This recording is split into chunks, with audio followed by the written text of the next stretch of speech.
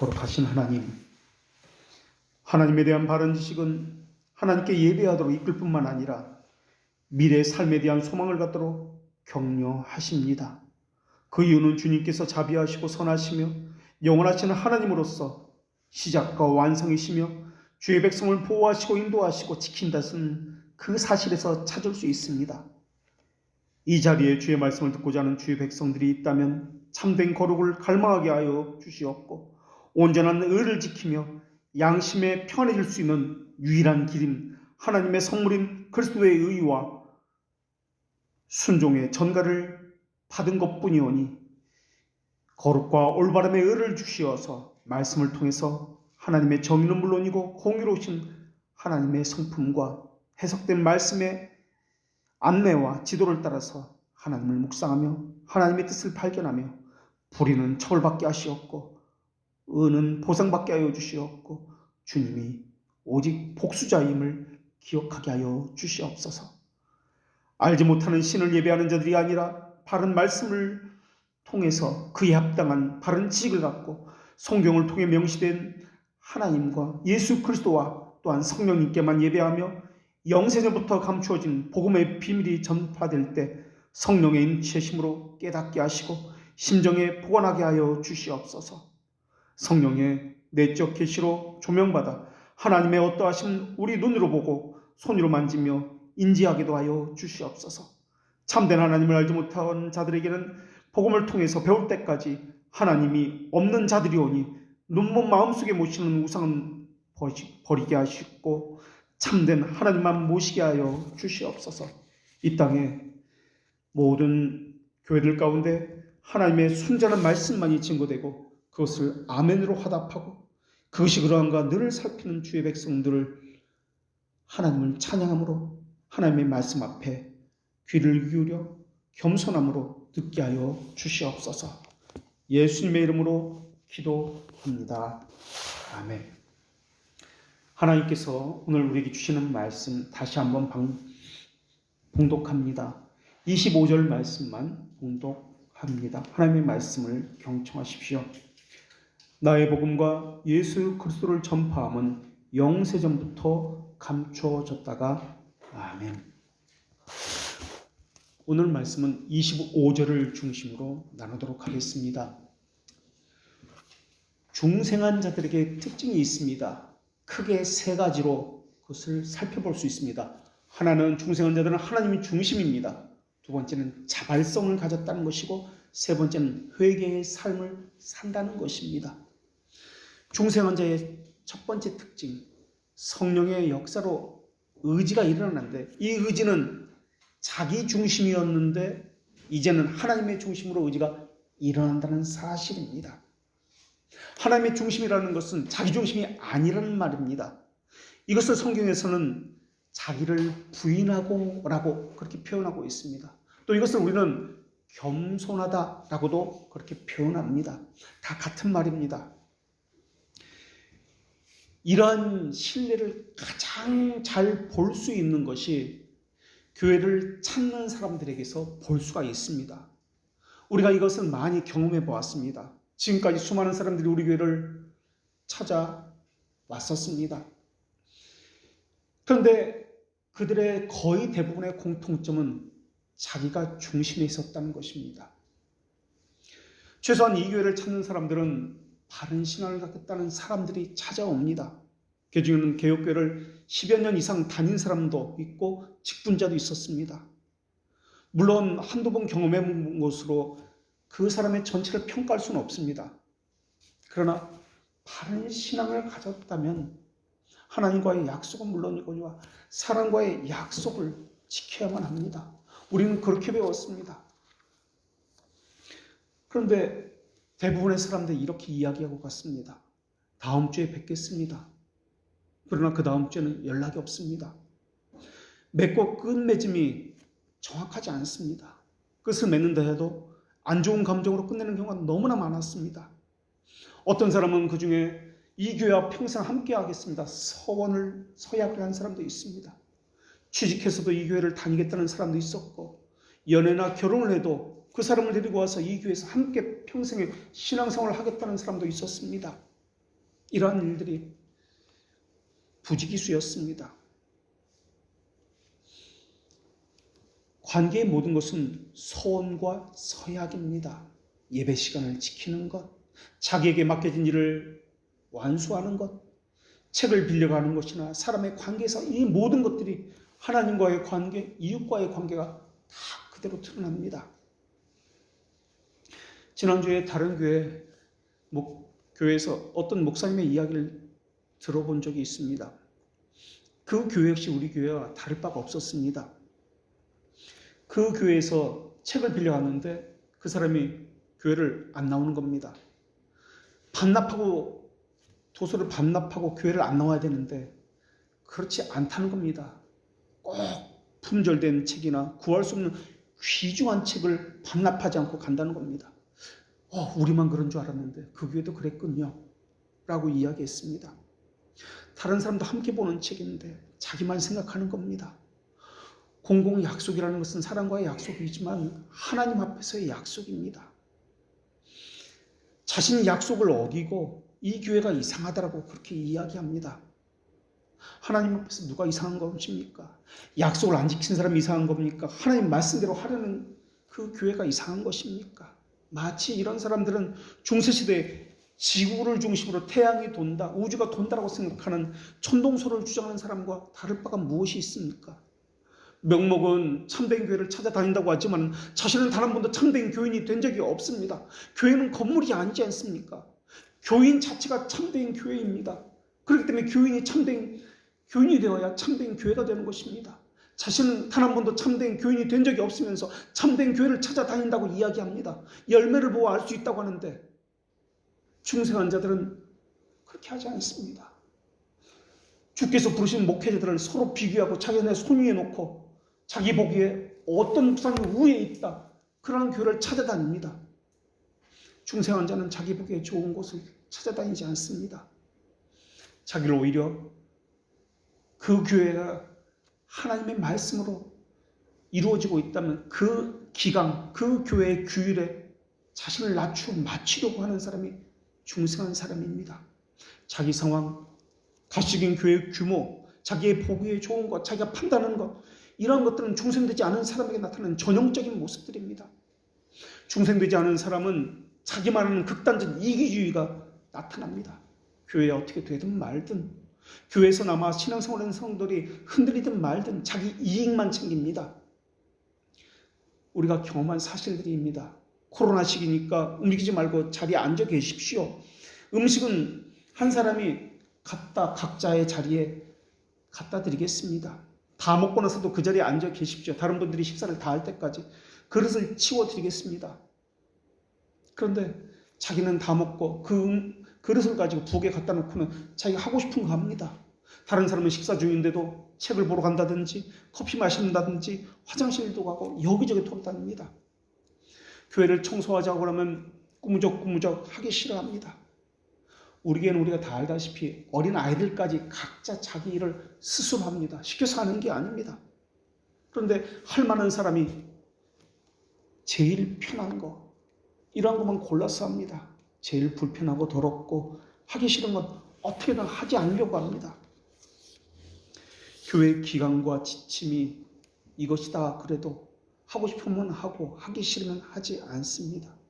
신앙생활이 과연 그런 것일까요? 자기를 내세우는 것이 신앙생활인가요? 자기 고집대로 하는 것이 신앙생활인가요? 자기가 보기에 좋은 대로 하는 것이 신앙생활인가요? 신앙생활은 다른 지체를 살피고 아끼고 하나님 앞에 함께 나아가자고 하는 것입니다. 자기를 부인하는 것입니다.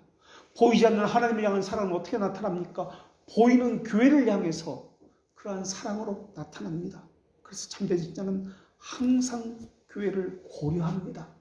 자기가 먼저가 아니라 교회를 아끼고 사랑하기 때문에 다른 지체를 먼저 생각하고 그들을 중심으로 움직입니다. 어떻게 하는 것이 교회의 덕이 되는 것이지, 어떻게 해야 이 교회 하나님의 거룩한 성품을 드러낼 수 있는 것이지, 내가 어떻게 해야 하나님을 기쁘게 하는 것이 이 교회에 나타나는 것이지, 정말 지체들을 기쁘게 해주고 싶다라는 것이 이 마음속에서 솟아납니다. 그 교회가 내게 무엇을 주기 때문에가 아니라 내가 그 교회에 무언가를 주고 싶은 마음이 간절히 솟아납니다. 간절한 마음으로 교회를 견고하게 하고 바르게 세우려는 사람들이 중생한 자들의 모습입니다. 그것이 교회로 부르시는 하나님의 부르심이기 때문에 그렇습니다. 교회를 한번 방문하는 것으로 끝나는 것이 아닙니다. 그 교회 교인들에게는 후유증이 엄청나게 큽니다. 적지 않은 물결과 영향을 끼치기 때문에 그렇습니다. 교인이 많은 일반 교회는 대수롭지 않을 것입니다. 그러나 규모가 작은 개혁교회는 그렇지 못합니다. 고작 한 사람이 방문해도 여러 가지 해야 할 것이 있습니다. 중생치 않은 자는 극단적인 자기 사랑이 있기 때문에 자기밖에 모릅니다. 호기심으로 그저 상황에 따라 자기 편리한 대로 그 교회에 가보고 싶다. 이것이 전부입니다. 교회를 배려하는 것이나 그 교회의 입장을 한 번도 생각해 보지 않습니다. 우리가 알고 있다시피 우리 교회가 처음 세워졌을 때 부산에서 찾아오기도 했고 광주에서 이리에서 수많은 사람들이 교회를 방문하겠다고 찾아왔습니다. 직장에 있는 사람들은 월차를 내고 우리 교회를 방문하기도 했습니다. 멀리서 오다 보니까 1박 2일 오기도 했습니다. 교회에 한번 예배드리고 싶습니다. 이렇게 귀한 교회가 있으니 그래서 그런 이야기를 들으면 정말 마음에 감동이 되고 고맙습니다. 그런데 한편으로는 차비라도 좀 손에 쥐어줘야 되는 거 아닌가? 저녁이라도 먹여서 보내야 되는 거 아닌가? 그런 마음이 듭니다. 마음은 고마운데 돈 한 푼 없는 이 목사 입장에서는 크게 영 부담이 되는 게 부담이 되지 않습니다. 중생이라고 하는 것은 나를 먼저 생각하는 것이 아니라 하나님을 먼저 생각하는 사람이 되는 것입니다. 그전에는 내 뜻, 내 판단, 내 상황, 내가 보기에 좋은 것이 중요했습니다. 그러나 중생한 사람은 내 생각, 내 상황이 중요하지 않습니다. 하나님 보시기에 어떤 것인가, 하나님의 뜻이 무엇인가, 이것을 찾게 되어 있습니다. 그래서 교회를 찾는 것도 쉽게 여기 가봐야지 이렇게 오지 않습니다. 이것이 하나님의 뜻입니다 라고 확신을 얻기까지 신중히 하고 기도로 하나님의 인도를 기다립니다. 그리고 이것이 하나님의 뜻입니다 하면 절대 변하지 않습니다. 내 상황, 내 형편이 이래서 그렇게 말하지 않습니다. 그것은 전혀 중요한 것이 아닙니다. 하나님의 말씀과 그 뜻이 중요하기 때문에 그렇습니다. 신앙생활이 이런 것입니다. 내 상황이 이래서 경건생활을 하지 못했는데요. 그건 변명입니다. 애초부터 그런 사람이었기 때문에 그런 환경이 오니까 본래 자신의 모습을 드러냈을 뿐입니다. 중생한 자는 우리가 배워서 알고 있듯이 신중하고 의로우며 공정합니다. 하나님을 향해서는 거룩을 이루고 사람은 관계를 향해서는 의를 이루는 것, 공정함을 이루는 것입니다. 이런 모든 것은 약속으로 이루어졌습니다. 아주 사소한 것이라도 그 약속은 하나님 앞에서 지키는 것이기 때문에 그러합니다. 자기 자신이 자연적 부패성을 가졌다는 것을 너무나 잘 알기 때문에 자기를 내려놓으려고 합니다. 그리고 그리스도에 따르는 삶을 사는 것이 바로 이것이 성경에서 말하는 제자의 삶, 자기 부인의 삶, 하나님의 백성의 삶입니다. 이 방법의 원리는 로마서 12장 1절과 2절에서 말씀하고 있는 대로 자기 몸을 하나님이 기뻐하시는 거룩한 산 제물로 드리는 것입니다. 그렇다면 어떻게 해야 거룩한 산 제물로 하나님께서 기뻐하시는 제물로 드릴 수 있는 것입니까? 그것은 우리가 드리는 하나님께 드리는 영적 예배입니다. 이 일을 위해서 하나님께서는 이렇게 말씀하셨습니다. 첫째, 이 세대를 본받지 말고, 두 번째로 오직 마음을 새롭게 함으로 변화를 받아서, 세 번째로 하나님의 선하시고 온전하신 뜻이 무엇인지 분별하도록 하라. 그래서 중생한 자는 하나님의 뜻이 무엇인지 분별하도록 하기 위해서 끊임없이 배우는 자입니다. 중생한 자의 두 번째 특징은 하나님 중심으로 일어나는 그 의지는 억지로가 아닙니다. 스스로 자발적으로 하나님을 향해 일어납니다. 누가 시켜서 하는 게 아닙니다. 저절로 하나님을 향한 의지가, 기쁨이 일어나서 그것을 행하게 됩니다. 몰라서 못하는 것보다 중생하지 않아서 못하는 것이 더 많습니다. 그래서 어떤 사람은 우리 교회에 처음 왔는데도 자기가 이 교회의 주인인 것처럼 팔을 걷어붙이고 설거지도 하고 다른 사람들에게 먼저 온 사람들에게 서빙도 하고 뭐 필요한 것이 없냐고 물어보고 자기가 주인인 것처럼 그렇게 했던 사람도 많이 있었습니다. 그런데 그러한 사람들은 너무 집이 멀어가지고 제가 오히려 하나님의 뜻은 가장 가까운 집 근처에서 교회 다니는 것입니다 라고 돌려보냈던 적도 있습니다. 아니면 이 교회 근처로 이사 오십시오라고 그렇게 권면했던 적도 있습니다. 중생한 사람은 자기 의가 아니라 하나님의 의를 구하는 사람이기 때문에 그렇습니다. 하나님의 뜻이 무엇인지를 분별하는 사람입니다. 의지의 갱생만이 아니라 의지의 변화만이 아니라 자발적으로 하는 그 마음까지 하나님께서 주셨기 때문에 그렇습니다. 하나님을 위한다는 게 그냥 좋은 겁니다. 기쁜 겁니다. 교인들한테 무엇을 해주고 싶은데 계속 생각이 납니다. 좋은 곳이 있으면 교인들을 먹이고 싶고, 좋은 곳이 있으면 그냥 해주고 싶고, 좋은 책을 내가 읽었으면 그들에게도 이 책을 권해서 읽혀주고 싶은 것, 그 마음이 있는 겁니다. 하나님으로부터서 하나님으로 말미암고 하나님을 향해 가는 것, 이러한 의지를 갖게 됩니다. 하나님의 영광을 위해서 하나님이 즐거워하는 성품이 중생한 자들에게 하나님께서 부어주셨기 때문에 그렇습니다. 자발적으로 합니다. 누가 시켜서 하지 않습니다. 자원해서 합니다. 그래서 우리 교회는 모든 일에 있어서 원칙이 있지 않습니까? 누가 시켜서 하지 않는 것입니다. 다른 교회에서는 목사님 시계가 저 가지 않는네요. 목사님 저 뭐가 떨어졌어요. 그런데 우리 교회는 먼저 보는 사람이 알아서 그것을 하라는 겁니다. 자기 힘으로 하는 것이 힘들면 교회의 이야기에서 함께 하자는 것입니다. 이게 교회 생활이지 않습니까? 그래서 자발적으로 합니다. 이것이 중생한 자들의 두 번째 특징입니다. 중생한 자들의 세 번째 특징은 회개가 자연스럽게 일어납니다. 이 회개를 신앙고백서에서는 생명에 이르는 회개다라고 이야기합니다. 하나님을 위해 살아간다는 것은 완전한 삶을 요구하는 것이 아닙니다. 생명에 이르는 회개가 일어나는 삶을 이야기하는 것입니다. 생명에 이르는 회개라는 것은 구원과 관련된 회개가 일어난다는 말입니다. 이러한 사람을 중생을 경험한 자라고 이야기합니다. 다른 말로 회심한 자라고 이야기합니다. 중생과 중생의 경험, 중생과 회심은 전혀 다른 이야기입니다. 중생이라고 이야기하는 것은 하나님의 칙령을 이야기합니다. 그래서 이건 비밀적이고 사람이 인지하지 못합니다. 그래서 이것을 신비적이다 합니다. 하나님의 칙령을 중생이다 이야기합니다. 그러나 중생의 경험, 회심이라는 것은 사람의 측면에서 이야기합니다. 중생은 영원이라는 개념에서 일어나는 것이라면 하나님의 측면이 영원이니까 영원이라는 개념에서 일어나는 것이라면 이 회심과 중생의 경험은 사람의 측면에서 일어나는 것이기 때문에 시간 안에서 사람이 인지할 수 있도록 일어나는 것입니다. 그래서 중생한 사람은 교회를 통해서 이 중생의 경험을 하게 됩니다. 그래서 참된 교회를 찾는 것이 참으로 중요합니다. 왜냐하면 참된 교회는 순전한 말씀만이 선포되기 때문에 그렇습니다. 그래서 중생한 사람은 교회를 사랑함과 동시에 교회를 사랑하지 않고는 견딜 수가 없습니다. 교회의 숫자, 외형, 규모, 그것 때문에 사랑하는 것이 아닙니다. 그 교회의 머리이신 예수 그리스도를 사랑하기 때문에 그 교회를 사랑하는 것입니다. 그래서 교회에 남은 그 고난을 자기 몸에 짊어지고 자발적으로 하나님을 향해서 살아가게 되었습니다. 그러면서 생명에 이르는 회개의 삶을 살게 됩니다.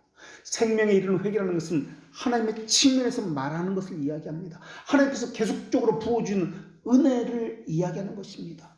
이것은 먼저도 말씀드렸듯이 하나님의 초자연적인 사역입니다. 그러면서 동시에 생명에 이르는 회개라는 것은 하나님의 측면이 있음과 동시에 우리의 경험과 관련되어지는 사람의 측면도 동시에 부어져 있습니다. 그래서 우리 측면에서는 하나님은 단번에지만은 우리 측면에서는 반복적이고 지속적이고 시간 안에서 이것이 일어납니다. 하나님의 측면에서는 영원하고 무한하고 단번에 일시적이지만은 우리 측면에서는 반복적이고 지속적이고 계속해서 일어나야 합니다. 그런데 신앙 고백서에 보면 생명에 이르는 회개 말고 하이델베르크 교리문답에 보면 참된 회개라는 것이 있습니다. 참된 회개라는 것은 시간 속에서 이르는 회개입니다. 우리 측면에서 말하는 회개인데 이것은 성도의 견인과 삶과 관련되어 있어서 우리는 이것을 죄 죽이와 영 살리기다 라고 이미 배워서 알고 있습니다. 반복적으로 지속적으로 이루어지는 회개입니다. 그래서 어떤 이들이 말하는 것처럼 한 번 회개한 것으로 끝납니다 라는 것은 성경이 보증하고 있는 것이 아닙니다. 참된 회개라는 측면, 성도의 견이라는 측면을 그들은 무시해버리는 겁니다. 그래서 잘못된 신앙을 가지고 있는 것입니다. 생명에 이르는 회개와 참된 회개의 차이는 하나님의 측면이 포함되고 있느냐 포함되고 있지 않느냐의 차이입니다. 오늘 우리가 다루고자 하는 것은 하나님의 측면이라는 이 부분을 다루고자 합니다. 이것이 오늘 본문에는 어떻게 표현되고 있냐면 영세전, 영원전, 창세전이라는 단어로 표현되고 있습니다. 성경에 보면은 오늘 본문도 영세전이라고 표현하고 있습니다만 이 복음이 영원전, 창세전이라는 단어들이 나옵니다. 이 영원이라는 단어는 시간이라는 뜻이 아닙니다. 영원이라고 하는 것은 하나님의 개념입니다. 시간으로 이 영원을 해석해버리면 큰일 나버립니다. 왜냐하면 사람의 측면에서 하나님을 바라보겠다는 뜻입니다. 그래서 사람의 측면에서 하나님을 바라봐서 이해가 되지 않으면 나는 하나님이 못 믿겠다. 하나님께서는 없다라고 그렇게 나오게 되어 있습니다. 영원이라고 사람들은 이렇게 생각합니다. 그게 언제인지 정확히는 모르지만은 시간 이전에 그 시간을 영원이라고 생각합니다. 그리고 시간 이후에, 종말 이후에 그 시간을 영원이라는 개념으로 사람들은 그렇게 생각합니다. 시간선상에서 영원이라는 개념을 바라보고 있습니다. 이런 것은 자기중심적으로 영혼을 바라보는 것입니다. 사람이 하나님을 평가하고 판단하겠다는 것입니다. 그래서 자기가 판단해서 자기 이성을 가지고 하나님은 이런 분이다라고 규정하겠다는 것입니다. 이런 시도가 알미니안주의자들 그리고 교회에 나타난 잘못된 신앙들과 이단의 신앙의 형태들입니다. 사람은 하나님을 판단하겠다는 겁니다. 그래서 하나님을 끌어내려서 사람처럼 두 눈이 있다, 두 팔이 있다, 어떤 감정적인 어떤 것이 있다라고 그렇게 이야기하는 것입니다.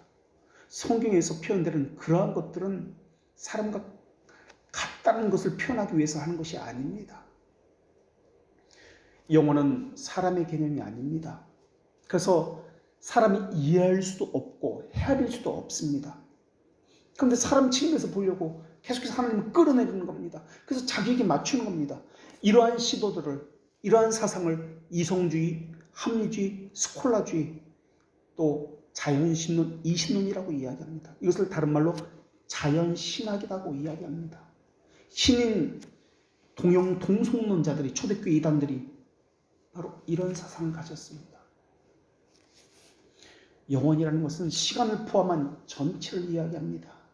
시간의 시작이 무엇입니까? 창조입니다. 창조는 시간을 이야기합니다. 시간이라고 하는 것은 과거, 미래가 있습니다. 그러나 영혼은 과거, 미래가 없습니다. 현재만 있습니다. 현재만 있으니까 어떻게 됩니까? 시간은 변합니다. 과거, 미래가 있으니까 현재만 있는 것은 변하지 않습니다. 그래서 하나님은 영원, 불변, 변하지 않습니다라고 이야기하는 겁니다. 영원, 함께 불변, 변하지 않습니다. 당연히 들어가는 것입니다.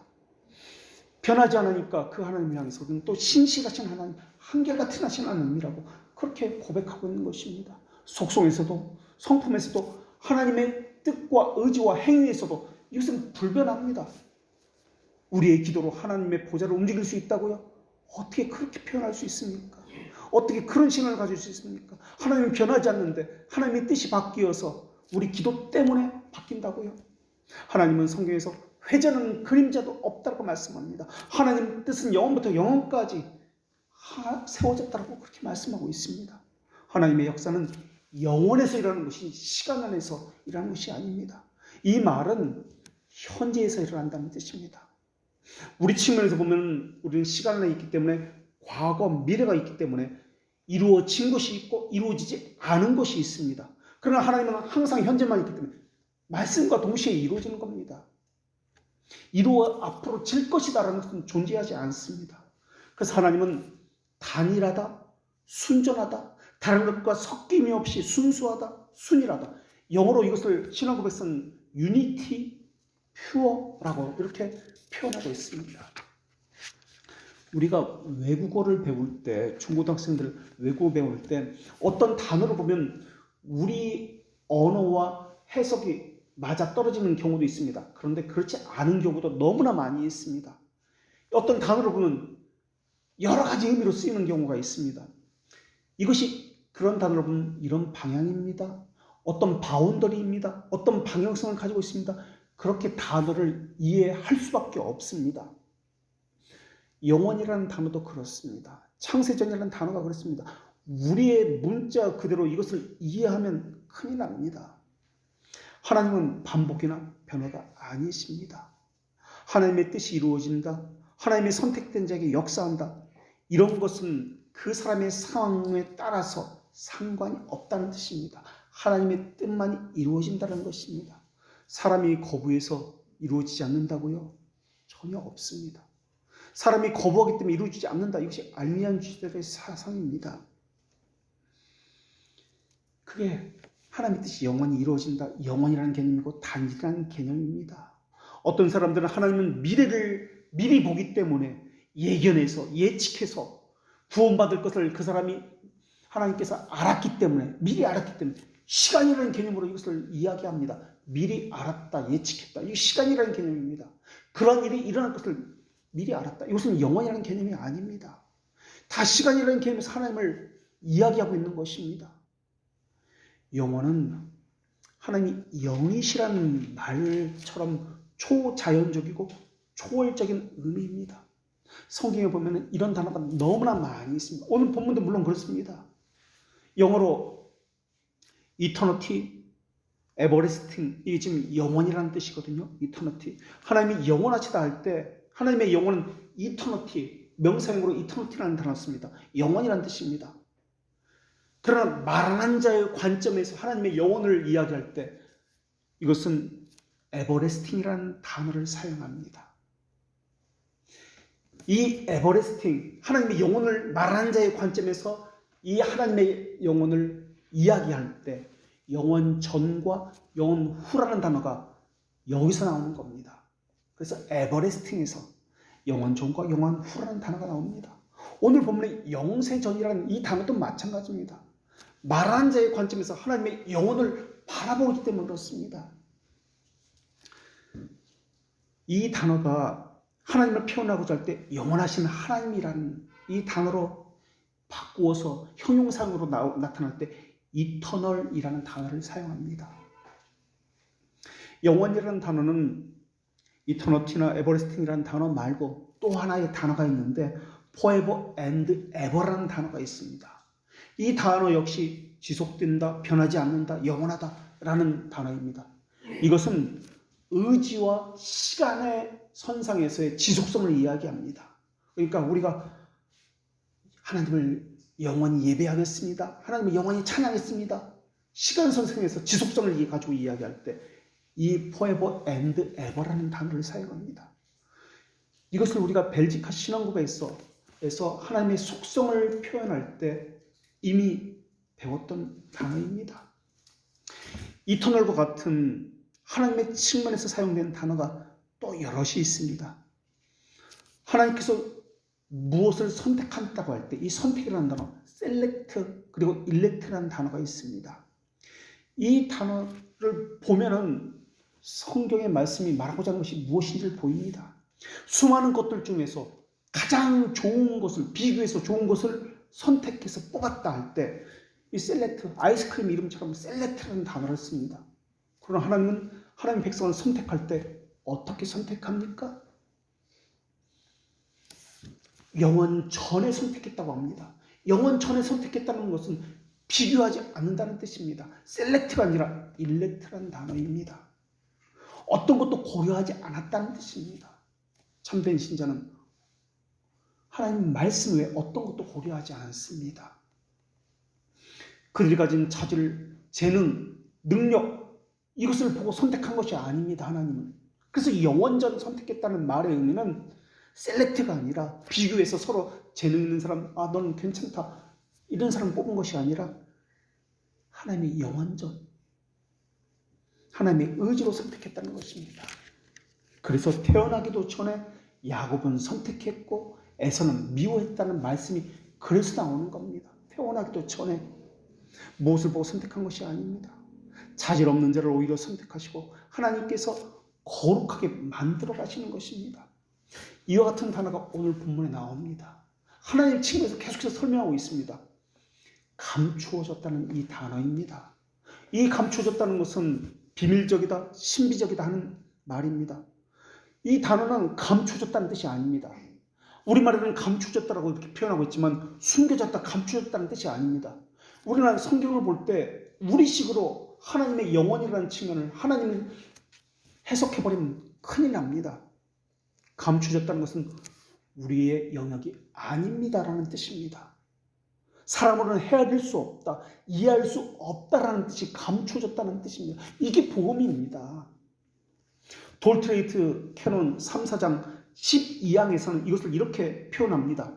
하나님 자신 편에서 이행하신 후에, 하나님 자신 편에서 이행하신 후에라고 이것을 표현하고 있습니다. 초자연적인 사역이라는 겁니다. 이것을 오늘 본문에서는 감추어졌다. 하나님의 사역은 감추어진 경우가 너무나 많습니다. 감추어졌다는 말은 우리에게 숨겨졌다는 말이 아니라 우리가 이해할 수 없다는 말입니다. 우리 이성으로는 헤아려 알 수 없다라는 말입니다. 우리의 눈이 태양의 빛을 태양빛이 없으면 볼 수 없듯이 성령께서 우리의 마음의 문을 열어주셔야만 깨달을 수 있고 이해할 수 있다는 말입니다. 자연적 감각에 의해서는 알 수 없다는 말입니다. 그것이 오늘 본문에 감춰졌다라는 말입니다. 성경의 반대로 새롭게 되었다 또는 새 창조라는 말이 나오면 이것을 해석할 때 이렇게 해석해야 됩니다. 없던 것을 새롭게 만들었다는 뜻이 아니라 하나님의 사역이라는 뜻으로 해석하셔야 합니다. 그래서 하나님의 사역으로, 하나님의 은혜로 전혀 다른 삶의 양태로 바뀌어졌다라는 의미입니다. 이것이 새로운 피조물이다, 새롭게 되었다라는 단어입니다. 무언가 새로운 것을 만들어졌다는 개념으로 이해하면 안 됩니다. 없는 것이 만들어진 것이 아닙니다. 새 창조, 새롭게 변화되었다, 새로운 피조물이라는 개념은 인간의 노력이나 협력으로 이루어졌다는 그런 의미가 아닙니다.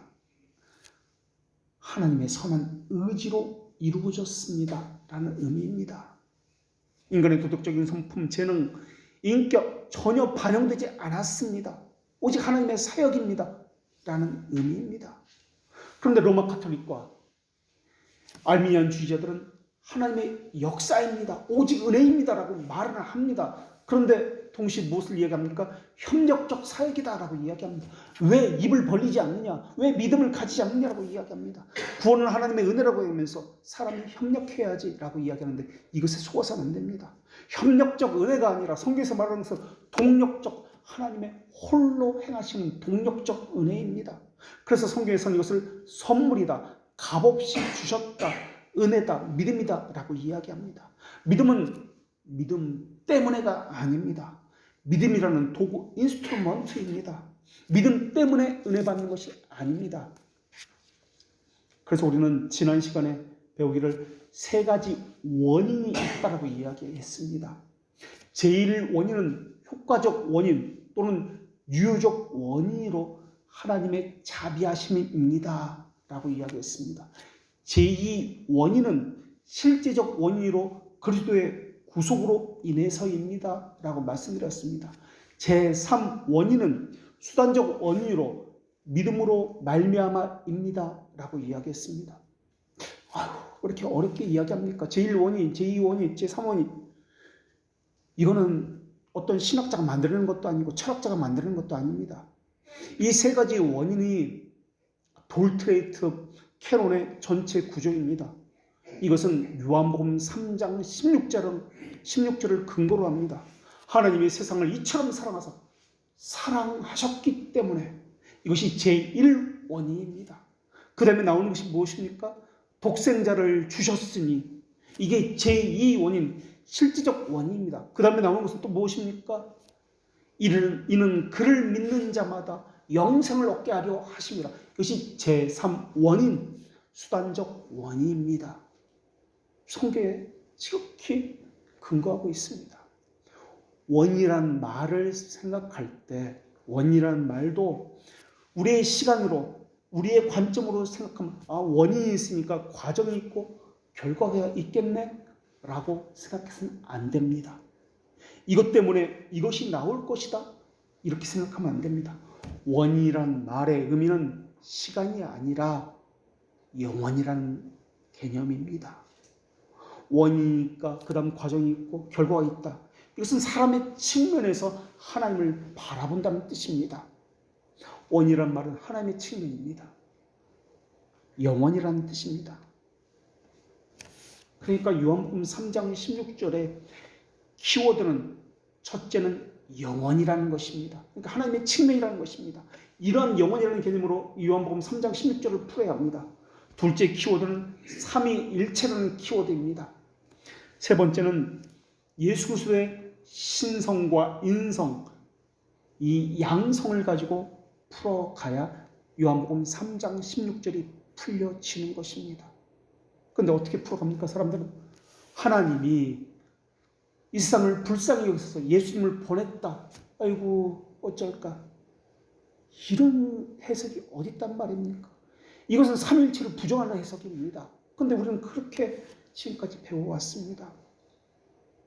좀 더 풀어서 말씀드리면 그리스도께서 창세전에 계셨습니다 라는 말의 의미는 좀 더 풀면 그리스도는 죄가 없습니다 라는 의미입니다. 시간과 함께 들어온 것이 죄입니다. 시간 이후에 들어온 것이 죄입니다. 창세전이라고 하면 죄가 없다는 말입니다. 자유주의 신앙을 가진 사람은 동정녀 마리에게 나시고를 빼버리고 여자에게 나시고라고 이야기합니다. 동정녀 마리아 끝까지 빼버리면 한 단어인데 그렇지 않습니다. 그것이 의미하는 바는 동정녀라는 것은 죄가 없으신 분이 육신을 취하고 이 땅에 오셨다는 말입니다. 우리 영어 성경 버전 가운데 RSV라는 성경이 있습니다. 그 성경에는 동정녀라는 단어가 없습니다. 여자, 우먼이라는 단어가 나옵니다. 여자에게 나시고라고 번역했습니다. 그러나 하이델베르크 교리문답 35문에서는 동정녀에게 나시고가 무슨 뜻입니까? 라고 분명하게 우리에게 설명해주고 있습니다. 우리는 사도신경에서 오늘 우리 니케아 신경을 고백했습니다만 동정녀에게 나시고 이 한 단어 겨우 한 단어인데 이거 바꾸는 건 뭐 별 문제 있겠습니까? 라고 하겠지만 예수님에게 원죄가 있느냐 없느냐를 따지는 문제이기 때문에 죄가 있다면 우리의 구원자가 될 수 없다는 뜻입니다. 자유주의자들은 그래서 예수님이 죄가 있는 분이기 때문에 구원자가 아닙니다. 그래서 그들은 뭐라고 얘기하면 예수님은 우리가 본받아야 할 교사, 모범, 군자, 성인이다 라고 보는 것입니다. 모범 교사라는 것은 죄가 있다는 말입니다. 구원자도 아니고 중보자도 아니라는 말입니다. 단지 예수님은 우리의 삶의 본받을 모범자라는 것입니다. 그래서 그들은 이렇게 이야기합니다. 우리도 예수님처럼 살 수 있다.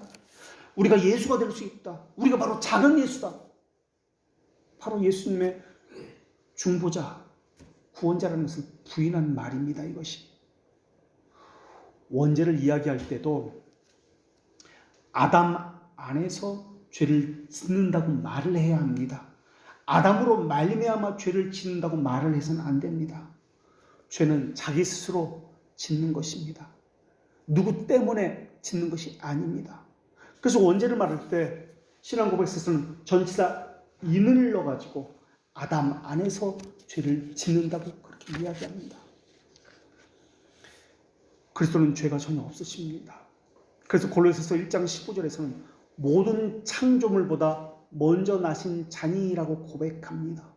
이런 단어를 볼 때 우리는 죄가 없으신 분이라는 것을 읽을 수 있어야 합니다. 물론 예수님이 창조자라는 것을 표현하는 말씀이기도 합니다. 또 이것은 예수님의 신성을 이야기하기도 합니다. 또 골로새서에서는 만물보다 먼저 계시고 만물이 그 안에 함께 섰느니라 라고 말씀합니다. 또 다른 성경은 요한복음에서 하나님께서는 그리스도를 창세전에 아버지와 함께 가졌던 영화를 가졌던 분이라고 고백하고 있습니다. 창세전에 아버지와 함께 가졌던 영광을 가졌던 분이라고. 그리고 오늘 본문에서는 나와의 복음과 예수 그리스도를 전파함은 영세전부터 감추어졌다가 라고 말씀하고 있습니다. 그러니까 오늘 본문에서 우리가 찾아야 되는 것은 예수 그리스도는 제2위격으로서 영원한 하나님이시다. 죄가 없으신 분이다. 사람의 측면으로 파악될 수 없는 분이다 라는 것을 찾아야 합니다. 예수 그리스도는 잉태되면서부터 비로소 아들이 되신 분이 아니라 영원히 아들이라는 특성을 가지신 분입니다. 비로소 이 땅에 오신 분입니다. 오늘 우리는 니케아 신경을 고백했습니다. 이때 영원히라는 단어가 첨가되었다는 것을 볼 수가 있을 것입니다. 아들이라고 할 때, 이 성자라고 하는 것을 해석할 때 사람 측면에서 보면 아버지가 있고 아들이 있고, 우리식으로 얘기하면 아버지가 높고 아들이 낮고 상하 계급식으로 이해할 수밖에 없습니다. 또 아버지라고 하니까 그럼 어머니도 있네, 하나님 어머니, 이렇게 사람의 측면에서 하나님을 판단해버리게 되어 있습니다. 이게 잘못된 신앙입니다. 그렇게 보면 안 됩니다. 이것은 하나님의 측면에서 봐야 될 단어들입니다. 성부와의 관계 속에서 나타나는 것이 아들이라는 단어입니다. 영혼이라는 개념으로 봐야지 문제적으로 남자다, 아들이다, 아버지다, 이런 상하 관계로 보아서는 안 됩니다. 낳았다, 태어났다라는 것은 아버지와 아들은 실제로 낳았다는 의미가 아닙니다. 상징적인 의미로 쓴 것이 아들이다, 낳았다, 아버지다라는 단어입니다. 그러니까 아들이라는 단어, 낳았다는 단어에 그 문자적으로 매여서 집착해서는 큰일 납니다. 잘못 해석됩니다. 사람들이 계속해서 사람의 측면에서 하나님을 해석하려다 보니까 잘못 해석하는 겁니다. 그래서 신앙고백서에서 니케아 신경에서도 마찬가지고 영원히 또는 영원토록이라는 단어를 써서 성부 하나님을 영원토록 자존하시는 분, 예수님을 성자 하나님을 영원토록 태어나신 분이라고 영원히라는 단어를 넣은 것입니다. 이 영원이라는 이 단어, 이터널이라는 이 형용사는 사람과 구별됩니다. 하나님의 측면에서 이야기해야 합니다 라는 뜻을 가지고 있습니다. 그리고 성령님은 성부와 성자로부터 영원토록 영원히 보냄을 받으신 분이라고 영원이라는 단어를 넣은 것입니다. 그래서 영원이라는 단어를 보면은 하나님의 측면에서 해석해야 되겠구나 라는 것을 우리가 알 수 있습니다. 그리고 여기서 우리가 생각해야 할 것은 특성으로 그분이 이렇다라고 파악해서는 안 된다는 말입니다. 특성이라고 하는 것은 드러난 것입니다. 드러난 것을 가지고 본질이 가진 이 가시적인 것에 불과한 것을 가지고 그 본질을 파악하면 안 됩니다. 나는 엄마다 아빠다라고 이야기할 때 엄마나 아빠가 나라는 존재가 전부는 아닙니다. 나라는 존재의 일부분이 엄마거나 아빠입니다. 나는 사회에서 시민이 될 수도 있습니다. 어떤 모임의 구성원이 될 수 있습니다. 아니면 어떤 부모님의 아들과 딸이 될 수 있습니다. 회사원이 될 수 있고 누군가의 친구가 될 수 있습니다. 중요한 것은 드러난 것으로 파악해서 그것이 전부다라고 해서는 안 된다는 것입니다. 중요한 것은 나는 사람이다라는 그 본질입니다. 그러니까 예수 그리스도도 마찬가지입니다. 드러난 것을 가지고 예수 그리스도가 어떤 분인지 파악해서는 온전히 알 수가 없습니다. 특성으로 파악하기보다는 동일 본질로서 파악해야 합니다. 드러난 것은 내가 드러난 것이 아니라 나의 특성이나 행위 일부분이 드러난 것입니다. 그 특성은 나의 전부가 아닙니다. 그 본질이 무엇이냐를 봐야 합니다. 예수님이 이 땅에 와서 육신을 입고 구원사역을 했습니다.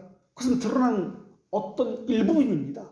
이것을 가지고 예수님이 이런 분이다라고 파악해서는 안 된다는 것입니다. 그분의 본질이 무엇인가를 봐야 합니다. 동일 본질이라는 것은 동등이라는 의미가 아니라 존재적 의미에서의 동일한 의미를 가지고 있습니다. 위치적 의미에서 동등이라고 말을 해서는 안 됩니다. 이 영원이라는 단어는 나는 스스로 있다라는 뜻입니다. 이즈 영어로. 그래서 사람들은 삼위일체를 믿습니까? 라고 하면 자신은 믿는다고 이야기합니다. 그런데 그 사람이 어떻게 그 삼위일체를 설명하는지를 봐야 합니다. 교회 다니는 사람 치고 삼위일체 안 믿는 사람 없습니다. 들어보지 않은 사람 없을 겁니다. 이단들도 삼위일체를 믿는다고 이야기합니다. 그렇기 때문에 그 사람이 어떻게 삼위일체를 이해하고 있으며 설명하고 있는지를 봐야 합니다. 이 삼위일체를 믿는다고 하지만 각자 설명하는 것을 이해하는 것은 사람마다 다 다릅니다. 왜 이렇게 삼위일체가 중요하냐면 그것에 따라 예수님이 누구신지가 나오고 예수님이 어떤 분인지에 따라서 우리의 구원이 나오기 때문에 그렇습니다. 자유주의자들은 예수님을 하나님으로 인정하지 않습니다.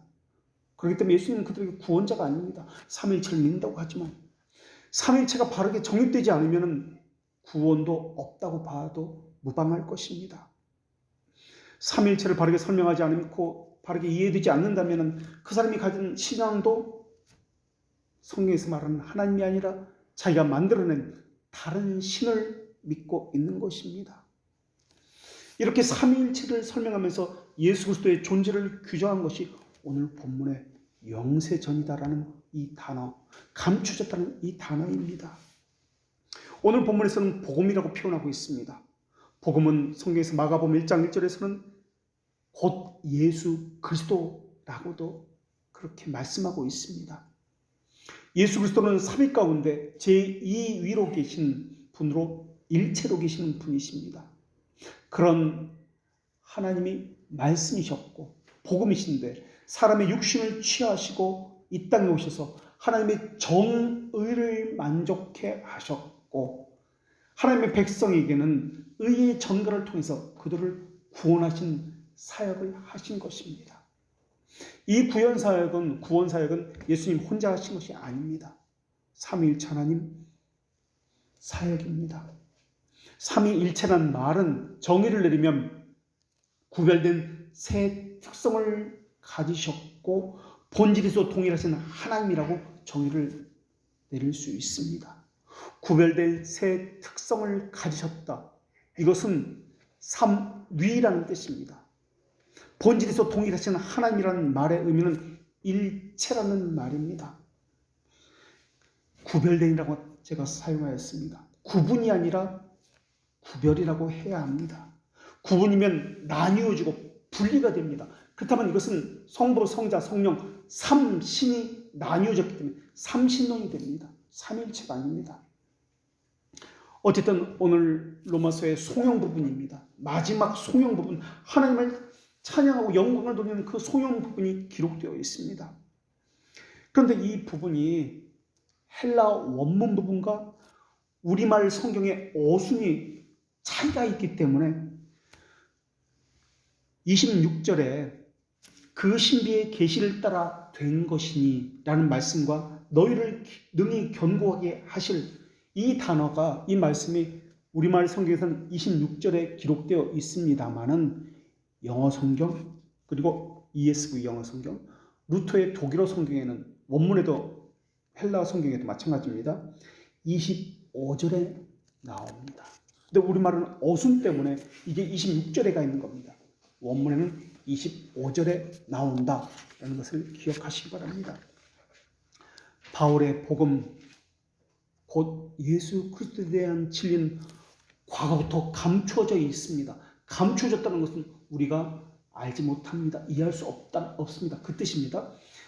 이 본문을 원문의 뉘앙스를 살려가지고 다시 번역을 하면 이렇습니다. 시작이 없는 영혼과 함께 침묵의 상태로 있다가 비밀이 지켜지다가 라는 뜻을 가지고 있는 것이 오늘 이 본문입니다. 오랜 시간 감춰져 있습니다. 감춰진 것이 아니라 우리가 이해할 수 없습니다. 라는 뜻입니다. 감춰졌다는 이 단어는 세시게메누라는 단어인데 원문에 세시게메누, 침묵을 지키다, 가만히 있다, 비밀을 지키다는 뜻입니다. 복음은 원래 있었습니다. 창세 전, 곧 영원부터 있었습니다. 그리스도의 이 땅에 육신을 입고 오시기 전까지 장구한 시간 동안 비밀의 상태에 있었다는 것을 이야기하고 있습니다. 그리고 이 단어는 신적인 수동태로 기록되어 있습니다. 그러니까 하나님의 정하신 때에 나타나게 될 때까지 하나님의 의지가 들어가 있는 단어입니다. 복음은 비밀에 가두어 놓았습니다 라는 의미입니다. 그러다가 마침내 역사의 전환점이 일어났는데 예수님께서 육신을 입고 오신 것입니다. 이때 육신으로 변화됐다라고 하면 안 됩니다. 육신을 입고입니다. 로마 가톨릭은 육신을 변화됐다. 이게 화채서지지 않습니까? 변화됐다가 아니라 입고 취하시고 이렇게 표현해야 됩니다. 그래서 메시아를 통해서 구체적으로 활짝 드러났다라고 해석하셔야 됩니다. 그게 복음입니다. 복음은 사람들은 기쁜 소식이다, 좋은 소식이다라고 얘기하는데 그렇게 조잡하게 이야기하지 말라라고 우리는 이미 배웠습니다. 복음은 죄들의 용서에 대한 약속과 회개의 촉구가 복음입니다. 죄들에 대한 용서에 대한 약속이 오래전부터 주어졌습니다. 오한시복음 창세기 3장 15절부터 이것이 주어졌던 것입니다. 죄들의 용서는 무엇을 이야기합니까? 한마디로 이신칭의입니다. 이신칭의. 믿음으로 말미암아 어렵다 겸을 받는다. 회개의 촉구. 회개라는 것은 무엇입니까? 소리 질러가면서 불쌍히 여기주세요. 내 죄를 회개합니다. 그런 뜻입니까? 아닙니다. 회개라는 것은 먼저 말씀드렸듯이 생명에 이르는 회개와 참된 회개를 회개라고 이야기합니다. 만물은 아담의 범죄로 말미암아 혼란과 무질서 속에 빠졌는데 예수 그리스도께서 오심으로 진리가 확연하게 나타났습니다. 이 드러난 진리에 따라서 바울도 복음 전파의 대열에 서게 되었습니다. 이게 오늘 본문입니다. 그리고 이것은 창세전에, 그러니까 영원에서 하나님께서 계획하신 일입니다. 창세전이라는 것은 사람의 관점에서 영혼을 이야기할 때 사용한다고 말씀드렸습니다. 왜 택하셔서 복음을 전하십니까? 그들을 거룩하게 하기 위해서입니다. 택하신 자를 성령으로 새롭게 해서 하나님의 형상으로 만드시기 위해서입니다. 그래서 복음이 따로 있고 예수 그리스도가 따로 있는 것이 아니라 예수 그리스도가 복음입니다. 그리고 복음은 죄들의 용서와 회개의 촉구, 이것이 복음의 정의입니다. 그래서 이 복음을 통해서 예수 그리스도가 누구인지, 어떤 분인지, 누군지는 우리가 하나님을 다 알 수가 없으니까 어떤 분인지, 우리에게 계시된 분이 어떤 분인지, 하나님의 사랑이 어떻게 우리에게 나타났고 표현되었는지 이것을 보게 됩니다. 우리가 아직 죄인 되었을 때 그리스도께서 우리를 위하여 죽으심으로 하나님께서 우리에 대한 자기의 사랑을 확증하셨느라, 이게 복음입니다.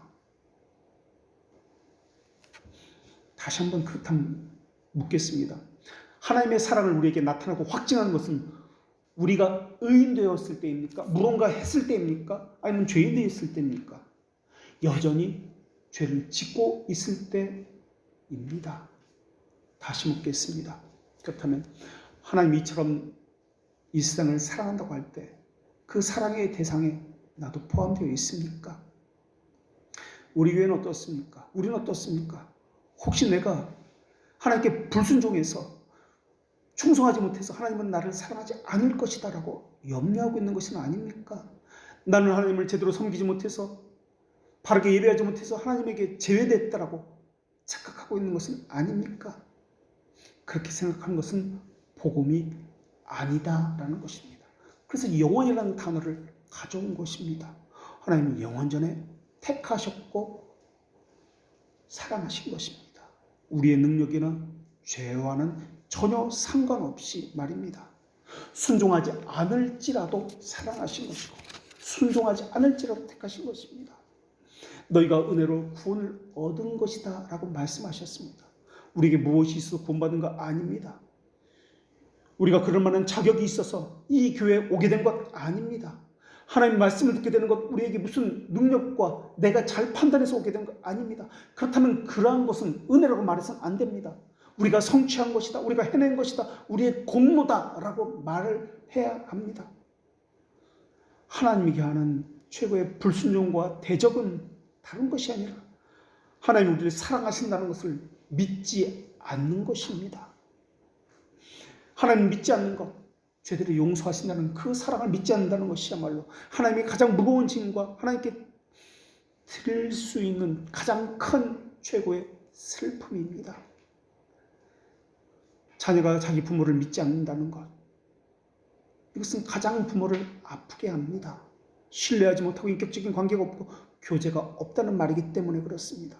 죄를 짓는 것보다 더 고통을 드리는 것은 아버지의 말씀을 믿지 않는 것입니다. 그리스도께서 우리에게 어떤 분으로 전파되었습니까? 유일한 중보자요 구원자로 우리에게 알려진 것 아닙니까? 그렇다면 우리는 어디 가서 위로를 받는단 말입니까? 어디 가서 누구를 믿는다고 이야기한단 말입니까?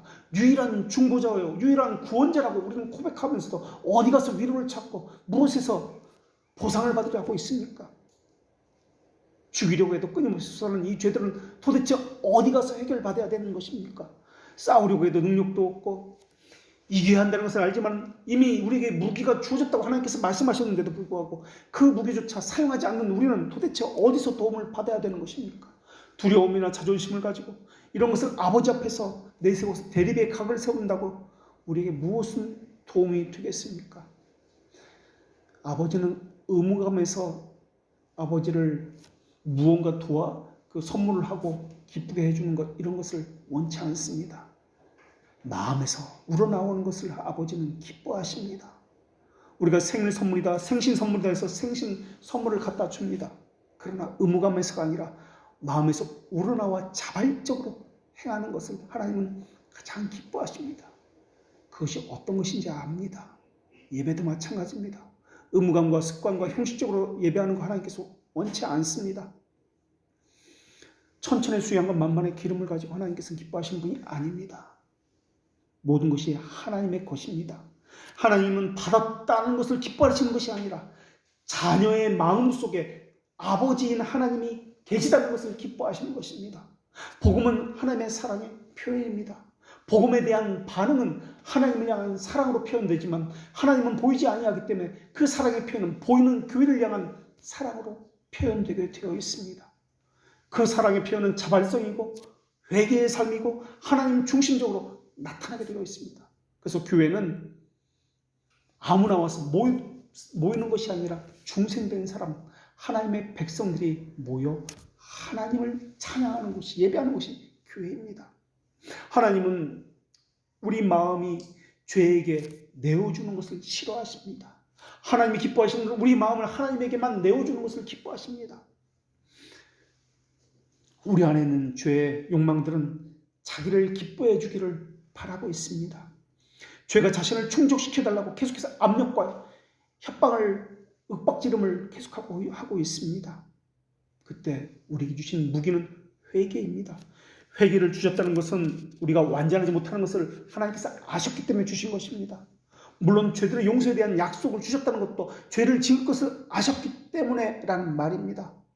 우리에게는 미래고 과거라 잊었거나 또한 알지 못하지만 하나님은 항상 현재라. 하나님은 모르시는 것이 없습니다. 너는 죄를 지었어. 그렇기 때문에 내 자녀가 아니야 라고 말하지 아니하십니다.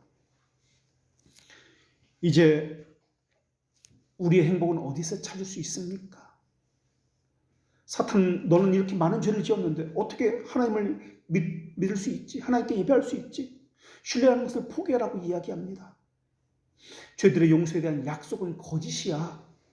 회개의 촉구는 거짓이야 라고 이야기합니다. 그래서 그리스도에게서 이러한 것들이 나타나는 것을 부정하게 만들고 믿지 못하게 하고 있습니다. 환경과 여러 속임수로 죄들의 용서를 실제로 행하신 분이 예수 그리스도라는 것을 부정하고 있습니다. 회개하는 것은 중보자를 통해서입니다. 이것을 끊임없이 부정하고 있습니다. 그러나 기억하십시오. 우리와는 상관없는 영원에서 하나님의 측면에서 이 모든 것들은 이루어진 것입니다. 복음은 우리 측면이 아니라 하나님의 측면입니다. 이 영원이라는 개념을 잊어버리게 된다면 우리는 사탄에게 넘어지게 될 것입니다. 이 영원이라는 개념을 알게 된다면 우리는 하나님의 법에 대해서도 덜 부정적이게 될 것입니다. 율법은 우리를 거룩하게 하는 하나님의 은혜라는 것을 알게 될 것입니다. 그래서 율법을 사랑하게 되고 하나님의 지혜로 여기게 되고 하나님의 말씀은 우리를 위한 것이라는 것을 알게 돼서 하나님의 계명 지키는 것을 사랑하게 될 것입니다. 하나님의 기뻐하신 뜻이 그 율법에 기록되었기 때문에 그렇습니다. 문자 그대로 지킨다는 말이 아닙니다. 하나님의 의도를 알아서 그 율법이 가지고 있는 의미를 지킨다는 말입니다. 지켰기 때문에 구원받은 것이 아니라 구원받은 자로서 그 반응이 율법을 지키는 것입니다. 복음은 하나님에 대한 의심을 치료하고 있습니다. 더더욱 하나님의 명령에 순종하는 길로 우리를 인도할 것입니다. 하나님을 더더욱 기뻐하게 만들 것입니다. 너는 이것을 이렇게 해야 돼 라고 자녀들에게 말을 합니다. 사랑하기 때문에 말하는 것입니다. 그것이 아이에게 가장 좋다는 것을 우리는 알고 있기 때문에 말하는 것입니다. 자녀들이 비참하게 되게 하기 위해서 말하는 것이 아닙니다. 그게 바로 율법입니다. 하나님의 사랑이 알알이 맺혀 있는 것이 율법입니다. 그리고 그것이 구체적으로 드러나는 것이 복음입니다. 베드로전서 3장 10절을 통해서 하나님은 그리스도께서 한 번 죄를 위하여 죽으사 의인으로서 불의한 자를 대신하셨으니 이는 우리를 하나님 앞으로 인도하려 하심이라라고 말씀하셨습니다. 우리를 하나님 앞에 인도하는 것, 이게 율법이고 복음입니다. 하나님 우리의 능력을 전혀 고려하지 않습니다. 우리 자신에게서 무엇을 찾아서도 안 됩니다. 바로 이 세 가지 원인 때문에 우리를 구원하시는 것입니다. 복음은 그래서 우리를 겸손하게 하고 자랑할 수 없게 하고 낮아지게 하고 섬기게 하고 모든 영광을 하나님께 돌리게만 합니다. 바울은 이 복음을 가졌다고 이야기합니다. 나의 복음을 가졌다고. 바울이 나의 복음이라고 이야기한 것은 예수 그리스도를 나는 소유했다고 이야기하는 것입니다. 예수 그리스도를 소유했다는 것은 그분을 하나님으로서 삼위일체 제2인격으로서 구원자여 중보자라고 고백하고 있다는 뜻입니다. 그렇다면 우리는 어떻습니까? 선제들이 전해주고 사도들이 전해준 그리고 바울이 전해준 그 복음, 그 예수 그리스도 중보자요 구원자이신 유일한 그분을 소유했습니까?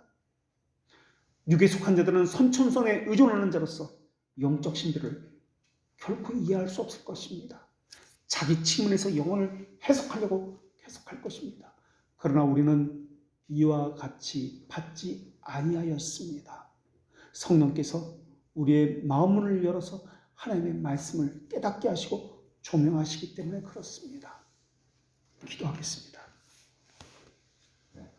거룩하신 하나님, 이 모든 것이 하나님의 비밀적 계획에 따라 이루어지며 비밀적 복에 따라 주어지는 것임을 배웠습니다.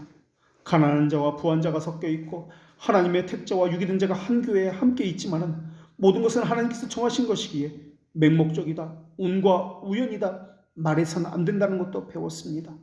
영원전에 예정하신 복음이 때가 참에 이 땅에 자신을 선명하게 드러냈듯이 교회를 향한 하나님의 비밀적인 뜻이 약속이 더해져서 저에게 주어졌으며 바른 길로 인도하시기를 간구하시는 성령님의 적용에 따라 인도함을 받아 이 자리에 저희들이 있게 되었사오니 성령님의 규칙에 따라 저희의 의지가 이끌림을 받게 하여 주시옵소서.